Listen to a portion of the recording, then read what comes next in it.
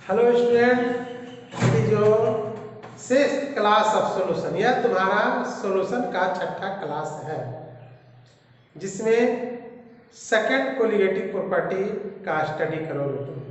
First colligative property था relative lowering of vapour pressure, जिसको तुमने पिछले क्लास में देखा।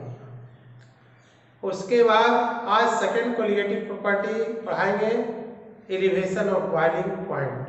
बॉइलिंग पॉइंट का बढ़ जाना। बॉइलिंग पॉइंट सबसे पहले क्या होता है ये तुम जानोगे। Boiling point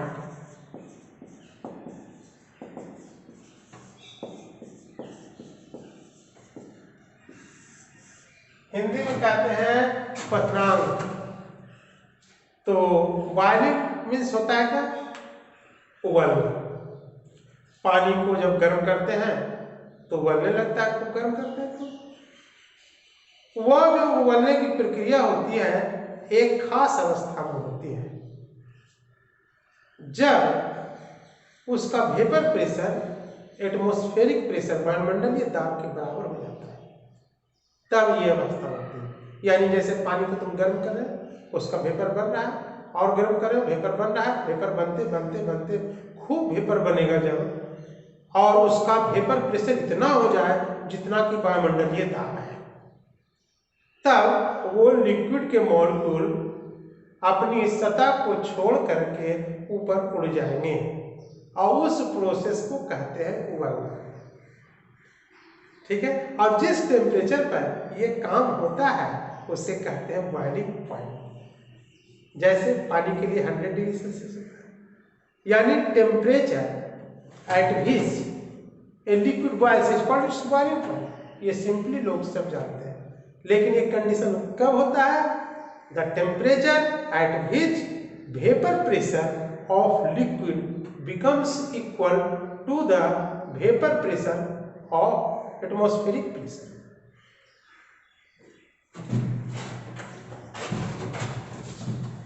temperature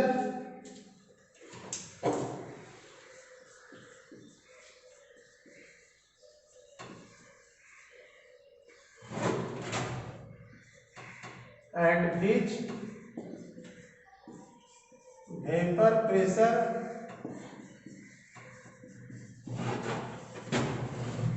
of a liquid becomes equal to atmospheric pressure।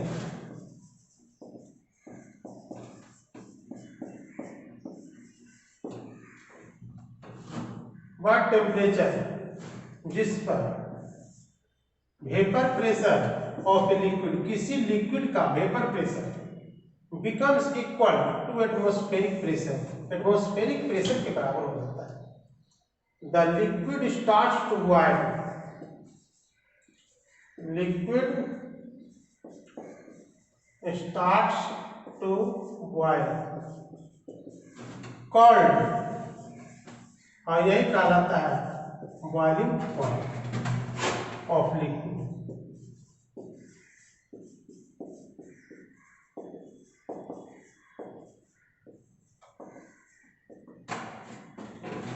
As for example, boiling point of water 100 degree Celsius या 373 kelvin. Boiling point of ethanol C2H5OH 78.5 degree Celsius, यानी कितना होगा? 351.5 केल्विन। ये हुआ बॉइलिंग पॉइंट, तुम लोगों ने समझ लिया। जिस तापमान पर कोई लिक्विड उबलता है उसे उसका बॉइलिंग पॉइंट कहते हैं, और वह कब होता है? जब उसका वेपर प्रेशर एटमॉस्फेरिक प्रेशर के बराबर। बॉइलिंग पॉइंट में बढ़ोतरी हो जाती है जब हम प्योर सॉल्वेंट में कोई सॉल्यूट डाल देते हैं और उसका सॉल्यूशन बनाते हैं। जिस प्रकार से वेपर प्रेशर में लोअरिंग होता था, यहाँ पर बॉइलिंग पॉइंट में एलिवेशन हो जाएगा, बढ़ जाएगा। जैसे पानी बॉयल करता है 100 डिग्री सेल्सियस पर और उसमें तुम थोड़ा चीनी डाल दो, घुला दो, सॉल्यूशन बन गया। अब ये क्या होगा, ये 100 से ज्यादा पर बॉयल करेगा। इसी को हम लोग कहेंगे elevation of boiling point. Boiling point में एलिवेशन का हो जाना, बढ़ोतरी हो जाना।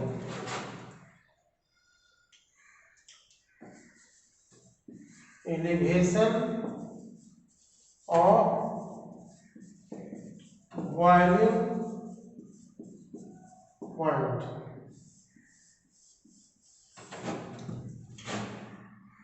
When a non-volatile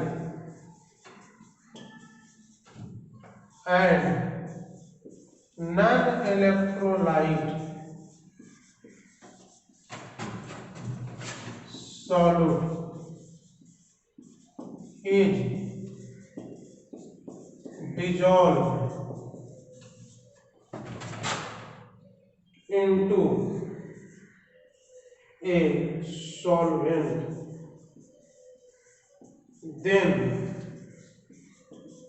its boiling point increases, called, यही कहलाता है, called elevation of boiling point.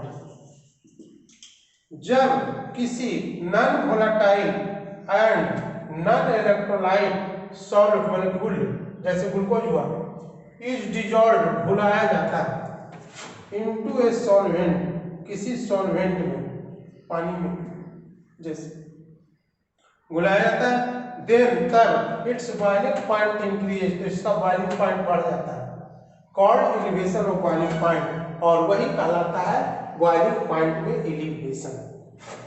Late boiling point और pure solvent B T and that of solution B TV, then elevation of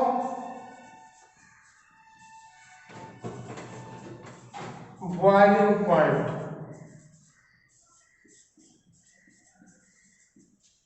delta TV is equal to TV minus T। Correct है? माना कि pure solvent का boiling point T, जैसे पानी का boiling point 100 T, 100, ये 100 है, 100 डिग्री सेल्सियस है, एंड दैट ऑफ सॉल्यूशन, और शरबत का TB, शरबत का कितना है, मान लेते हैं 100.4, तो then elevation of boiling point में एलिवेशन कितना होगा, ये is equal to 100.4 minus 100 is equal to 0.4 degree Celsius. समझे? पानी का प्योर सॉल्वेंट का कैपिटल T है और सॉल्यूशन का क्या हो जाएगा, बढ़ जाएगा, TB हो जाएगा, तो बढ़े हुए में से घटाएंगे कम वाले को, तो जो बढ़ा वो ही पता चल गया, जिससे हम लोग एलिवेशन ऑफ बॉइलिंग पॉइंट करेंगे, बॉइलिंग पॉइंट का बढ़ जाना। ठीक है, तो तुम लोगों ने अभी जाना बॉइलिंग पॉइंट किसे कहते हैं और एलिवेशन ऑफ बॉइलिंग पॉइंट किसे कहते हैं। अब हम बताएंगे रिलेशनशिप पिछले वाले लोअरिंग ऑफ वेपर प्रेशर के साथ इसका, यानी रिलेशन ऑफ बॉइलिंग पॉइंट और लोअरिंग ऑफ वेपर प्रेशर, इसके बीच में क्या रिलेशन है। ये डायरेक्टली प्रोपोर्शनल हो जाता है, लेकिन कैसे होता है इसको हम अभी प्रूव करके तुमको दिखाते हैं।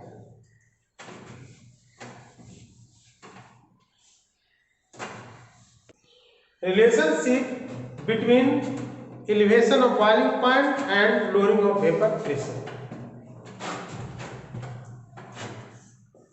relationship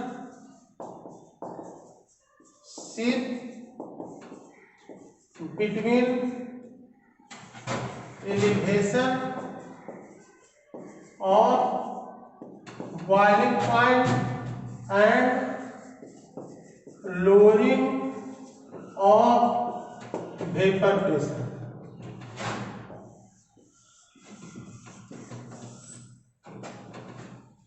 इस रिलेशन को कायम करने के लिए हम एक ग्राफ बनाएंगे और उसमें एक सॉल्वेंट रहेगा, प्योर सॉल्वेंट वाटर, और दो सॉल्यूशन हम लेंगे जिससे दो ट्रायंगल बनेगा और तब ये प्रूफ हो जाएगा। बुक में एक ही सॉल्यूशन दिया है तो ट्रायंगल नहीं बनता, प्रूफ भी नहीं होता है। तो हम यहाँ दो ट्रायंगल बनाएंगे और प्रूफ कर देंगे इसको। ध्यान देना, तुम लोग बहुत इंटरेस्टिंग है।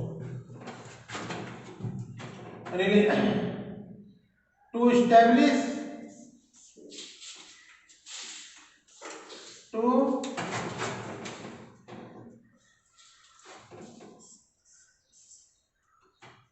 establish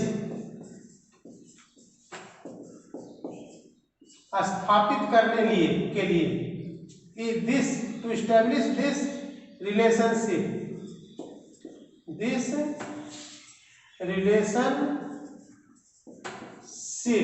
इस रिलेशनशिप को स्थापित करने के लिए we plot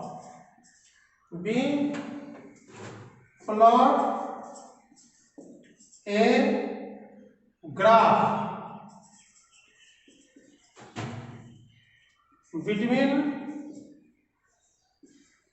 vapor pressure and temperature। इसका ग्राफ अब तुम लोग देखोगे कैसे बनेगा।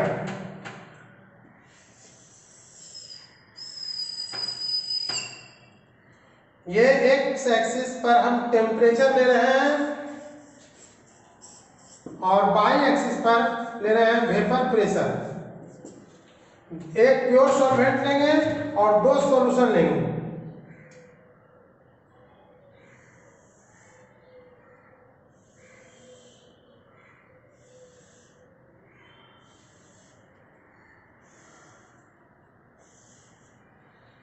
प्योर सॉल्वेंट का वेपर प्रेशर P है और सॉल्यूशन फर्स्ट का vapour pressure P1, solution second का vapour pressure P2।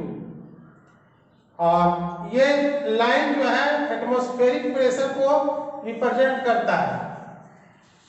Atmospheric pressure तुम जानते हो, किसी लिक्विड का वेपर प्रेशर जब एटमॉस्फेरिक प्रेशर के बराबर हो जाता है तो वो लिक्विड बॉयल कर जाता है। तो प्योर सॉल्वेंट का वेपर प्रेशर P इस टेम्परेचर पर एटमॉस्फेरिक प्रेशर को कट कर रहा है। ये पॉइंट है A, तो A पॉइंट के कॉरस्पॉन्डिंग जो टेम्परेचर होगा ये temperature boiling point of pure solvent होगा।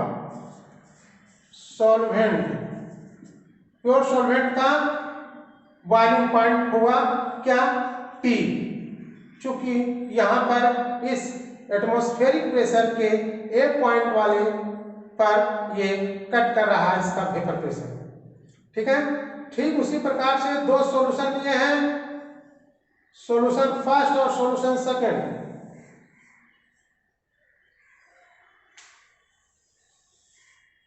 ये सॉल्यूशन फर्स्ट और ये solution second.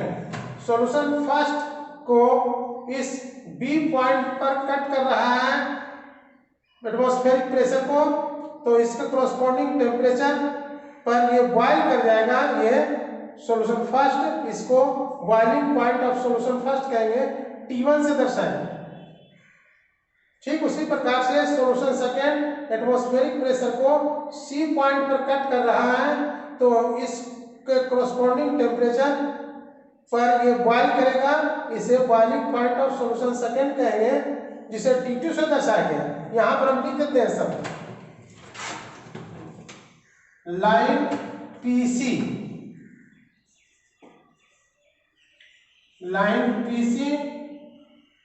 Represent atmospheric pressure. represents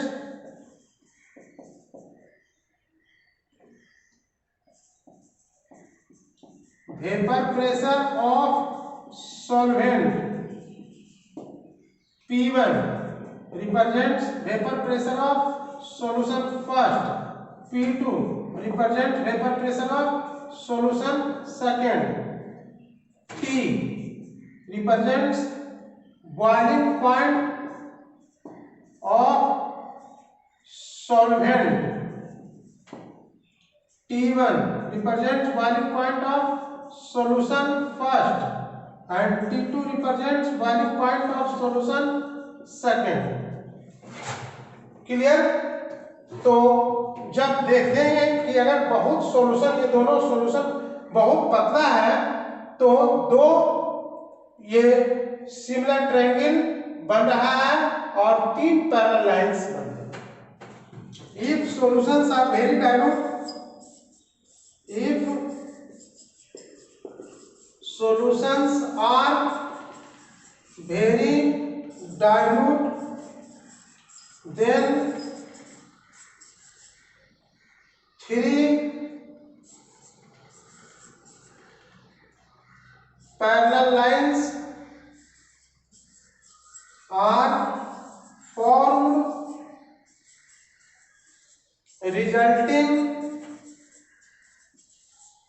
two similar triangles. Triangles कौन कौन सिमिलर ट्रायंगल होगा? देखो यहाँ पर ए बी सी, इसको मान लेते हैं डी और इसको मान लेते हैं ई. ए बी सी और ये हो गया डी और ये हो गया ई. टू सिमिलर ट्रायंगल्स कौन कौन? Triangle A B E and A C D. Triangle A, B, E and triangle ACD. ACD. Now,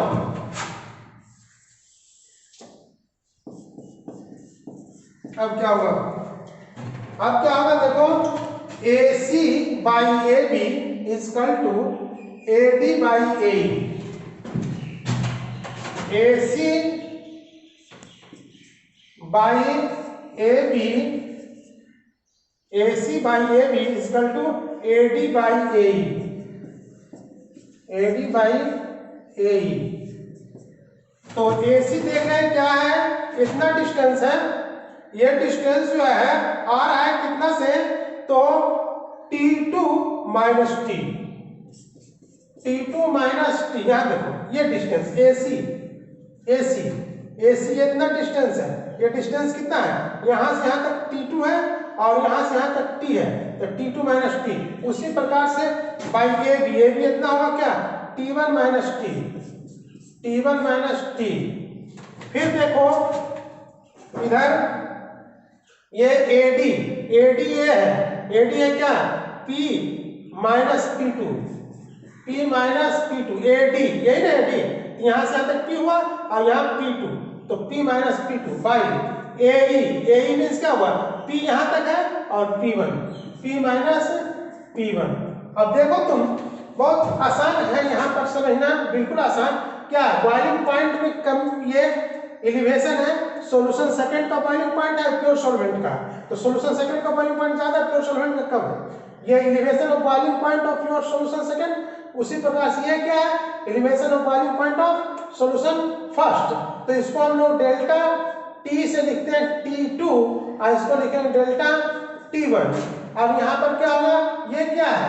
vapour pressure में कमी. प्योर सॉल्वेंट का वेपर प्रेशर, पानी का वेपर प्रेशर P है और सॉल्यूशन सेकंड का वेपर प्रेशर घट करके P2 हो रहा है, तो सॉल्यूशन सेकंड का लोअरिंग ऑफ वेपर प्रेशर है डेल्टा P2 और ये क्या है? उसी प्रकार से सॉल्यूशन फर्स्ट का lowering of vapour pressure P1, delta P1. तो देख रहा है तुमने क्या? इधर एलिवेशन ऑफ बॉइलिंग पॉइंट है, इधर lowering of vapour pressure. T2 है तो P2 है, तो T1 है तो P1. यानी क्या हुआ? डेल्टा TB यानी elevation of boiling point is directly proportional to lowering of vapour pressure. Proof हो बोले थे ना कि दोनों एक दूसरे के directly proportional. Thus we can say Thus we can say that elevation of boiling point is directly proportional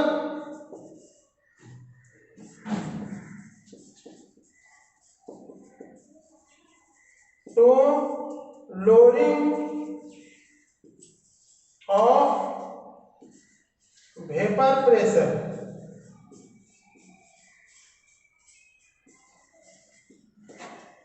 Okay, understand? इसमें बिल्कुल क्लियर है सारी बातें, ग्राफ से relationship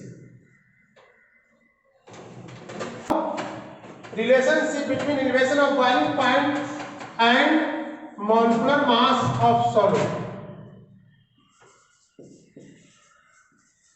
Molecular mass of solid. तो अकॉर्डिंग टू रॉल्स लॉ पिछले class में तुमने पढ़ा है। अकॉर्डिंग टू रॉल्स लॉ के अनुसार पिछले क्लास में फर्स्ट कोलिगेटिव प्रॉपर्टीज बताए थे। Relative loading of vapour pressure में रॉल्स लॉ आया था, उसमें रॉल्स लॉ में दो फॉर्मूला हम दिए थे। ये फर्स्ट फॉर्मूला है, देखना, P minus PS by P is equal to small w by small m into capital M by capital W। Small w क्या है? स्मॉल है चीनी के लिए, सॉलिड के लिए, एकदम याद रखना। अब कैपिटल है पानी के लिए, सॉल्वेंट के लिए, ठीक है। तो small w weight of salt है और small m molecular mass of salt. ठीक उसी प्रकार से capital W wait of solvent है और कैपिटल M क्या है? Molecular mass of solvent. इसके बारे में पिछले क्लास में बता चुके थे। तो यहाँ पर चूंकि स्टार्ट कर रहे हैं तो चाहे तो लिख सकते हैं कि यहाँ पर क्या क्या है। P equal to vapour pressure of solvent, vapour pressure of solvent. P equal to vapour pressure of solvent, PS vapor pressure of solution, small w weight of solute, capital W weight of solvent, small m molecular mass of solute, capital M molecular mass of solvent। You are acquainted with this formula, इस formula से तुम परिचित हो। As I have studied in previous class, part 5। तो अब इसको हम क्या करेंगे, क्या है, लोडिंग प्योर सॉल्वेंट का वेपर प्रेशर, ये सॉल्यूशन का, तो ये घट रहा है तो loading of vapour pressure of solution होगा। तो लोडिंग ऑफ वेपर प्रेशर को हम क्या लिखते हैं? डेल्टा P से कहते हैं, और by P is equal to small w by small m, capital M by capital W। और क्या करेंगे, delta P is equal to, इस P को यहाँ लेके चल जाएंगे, तो P into small w into capital M by small m into capital W। ये क्या है? प्योर सॉल्वेंट का वेपर प्रेशर, और ये क्या है? प्योर सॉल्वेंट का मोलिकुलर मास। जैसे प्योर सॉल्वेंट वाटर का मोलिकुलर मास कितना होता है? 18 होता है ना, ये तो कांस्टेंट है, और प्योर वाटर का वेपर प्रेशर भी कांस्टेंट होगा। तो ये दोनों कांस्टेंट है, पीएम कांस्टेंट है, m कांस्टेंट है ना। हाँ, तो इसमें क्या होता है, इसमें P and M constant, since P and M constant, hence delta P directly proportional to small w by m into capital W। ये कांस्टेंट हो गया। कौन कौन कांस्टेंट हुआ? P कांस्टेंट हुआ और m कांस्टेंट हुआ। तो जो कांस्टेंट हुआ इज इक्वल टू है साइन ऑफ प्रोबेबिलिटी बदल गया, कांस्टेंट और इक्वल टू मिला साइन ऑफ प्रोबेबिलिटी, तो साइन ये आ गया। अब यहाँ पर हम एक कांस्टेंट, अब न्यू कांस्टेंट देंगे। ये डेल्टा P जो है, ये डेल्टा P अभी तुरंत प्रूफ किया, delta P directly proportional to TV. तो अब यहाँ पर हम लिख सकते हैं, और क्या लिख सकते हैं? Delta TV directly proportional to small w by small m into capital W। क्यों? क्योंकि डेल्टा P डायरेक्टली प्रोपोर्शनल होता है डेल्टा टीवी के। तुरंत अभी प्रूफ किए इसको, इसलिए डेल्टा P की जगह पर डेल्टा टीवी लिखिए। और इसलिए क्या कर देंगे हम, अब साइन ऑफ प्रोबेबिलिटी हटाएंगे तो एक कांस्टेंट देंगे, delta TV is equal to KB. KB sign of probability constant दे दिए हम, ये कांस्टेंट दे दिए हमने साइन ऑफ प्रोबेबिलिटी को हटा के, केबी बॉइलिंग पॉइंट कांस्टेंट, और इस into small w by small m into capital W। KB is equal to क्या होगा? KB is equal to boiling point constant. ये इक्वेशन फर्स्ट, इक्वेशन फर्स्ट, ठीक है, इक्वेशन फर्स्ट। तो इसमें अब हम स्मॉल w और स्मॉल m का वैल्यू बैठाएंगे। स्मॉल w का weight of solute, small m molecular mass of solute, यानी number of moles of solute हो गया। Number of moles of solute एक ले लेते हैं, तो अगर एक ले लेंगे हम यहाँ पर और कैपिटल W लेंगे 1000, तो क्या होगा?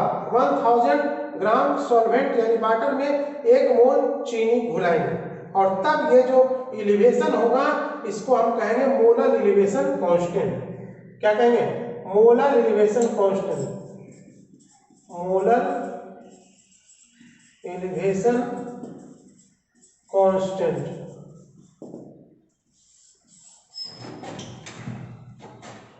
From equation first, delta TV is equal to KV into small w by small m into capital W। If small w by small m is equal to 1 and capital W is equal to 1000 gram, then delta TB is equal to KB by 1000, KB by 1000, W by small w by small m की जगह पर 1 हो गया और capital W की जगह पर 1000 हो गया, तो इतना हो गया। Delta TB is equal to हो गया KB by 1000। इसका जब मान लेते हैं KB डैश, KB डैश को ही कहेंगे मोलर एलिवेशन कांस्टेंट। इसी कहेंगे, यहाँ पर केवी था बॉइलिंग पॉइंट कांस्टेंट, यहाँ हुआ KV dash molar elevation constant. Now molar elevation constant को तुम डिफाइन कर सकते हो as elevation of boiling point. Molar elevation constant में भी defined as elevation of boiling point.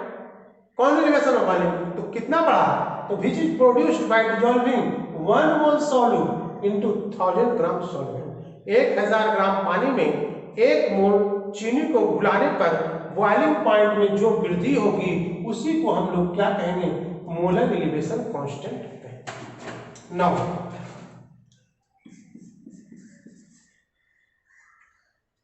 Molar elevation constant may be defined as elevation of boiling point produced by dissolving 1 mole solute in 1000 gram solvent. Now molar elevation constant Kb may be defined as elevation of boiling point में elevation के रूप में कौन तो produced by जब produced होता है by dissolving 1 mole solute 1 mole solute को घुलाने पर कहाँ इन 1000 ग्राम सॉल्वेंट। ठीक है ओके। तो तुम लोगों ने देखा कि ये रिलेशनशिप है किसके बीच में है तो relationship between elevation of boiling point and molecular mass of solute. इसको हम यहाँ एक सॉल्यूशन इक्वेशन नंबर फर्स्ट दिए हैं तो वहां जब ये आ जाएगा तो इक्वेशन नंबर 2 भी दे सकते हैं। अब इसको तुम ये दे दिया इतना, अब इसको क्या करेंगे हम इसको हम केवी यहाँ पर लिख सकते हैं, यहाँ पर क्या लिख सकते हैं इज इक्वल टू केवी और KV is equal to 1000 into KV dash KV is equal to 1000 into KV dash. अब केवी का मान तुम चाहो पुट कर सकते हो इस इक्वेशन में तो एक और फॉर्मूला निकल जाएगा और उस फॉर्मूला से तुमको न्यूमेरिकल बनेगा। यहाँ पर लिखते हैं on putting the value of KV into equation first on putting the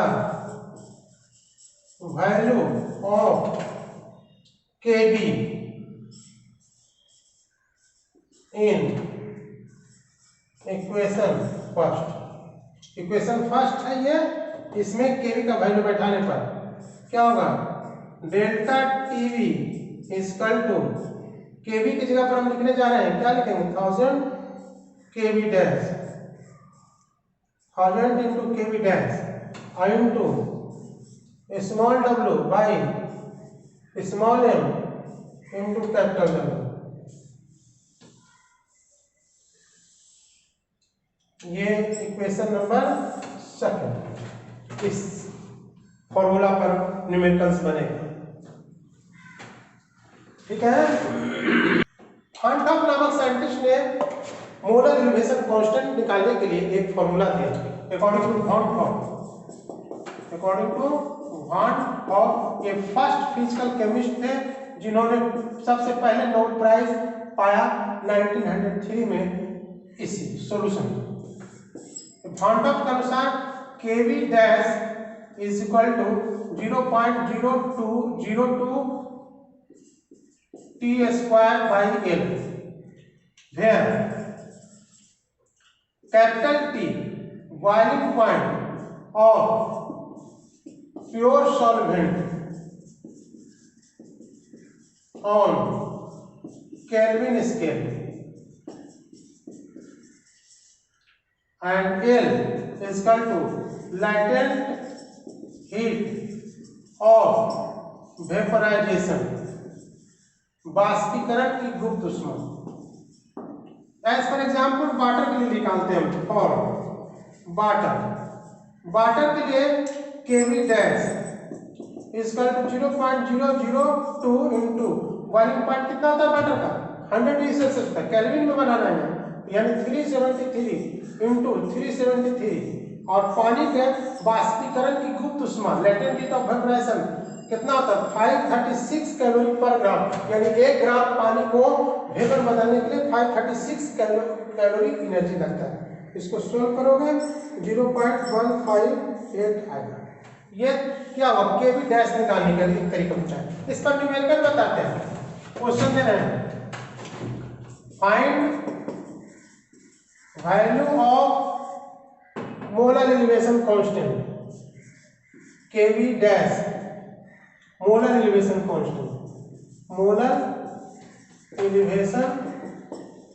constant if if boiling point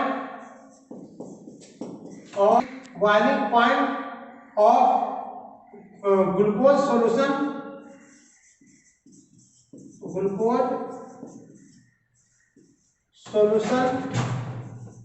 becomes 100.114 degrees Celsius on dissolving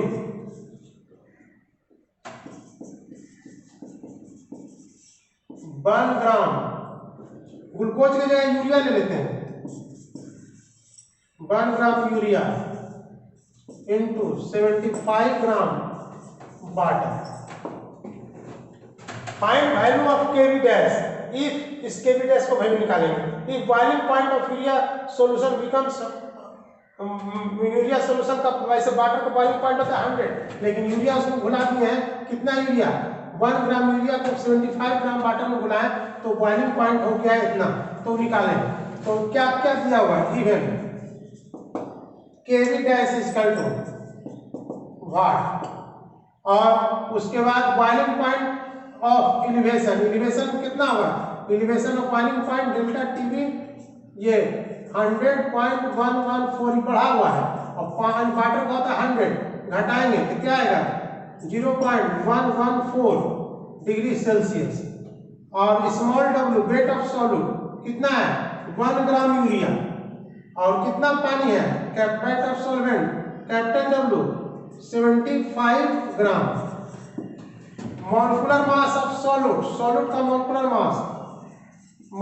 mass of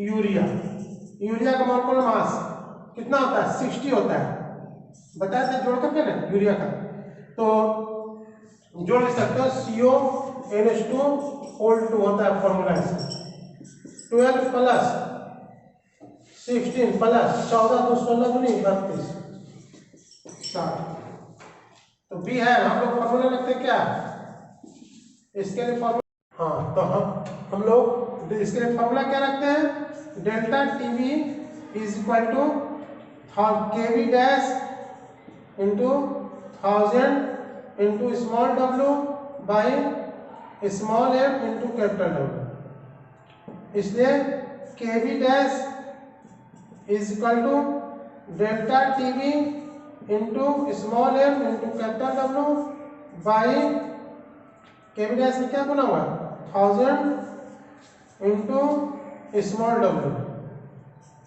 delta TV कितना है देखो, डेल्टा टीवी 0.114 इंटू स्मॉल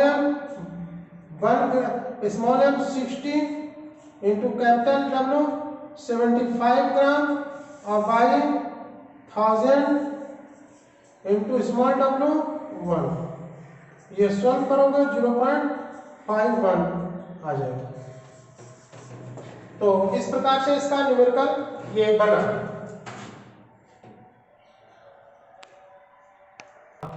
तो तुमने देखा इस प्रकार का न्यूमेरिकल, अभी एक न्यूमेरिकल बता रहे हैं, सब एक न्यूमेरिकल दो न्यूमेरिकल बताते जाएंगे, और क्लास में पूरा न्यूमेरिकल होगा जितना देखेंगे, ठीक है। Next problem, molar elevation constant और benzene is 2.67, find elevation of boiling point if 0.2 mole of a non-volatile solute is dissolved in 250 gram benzene.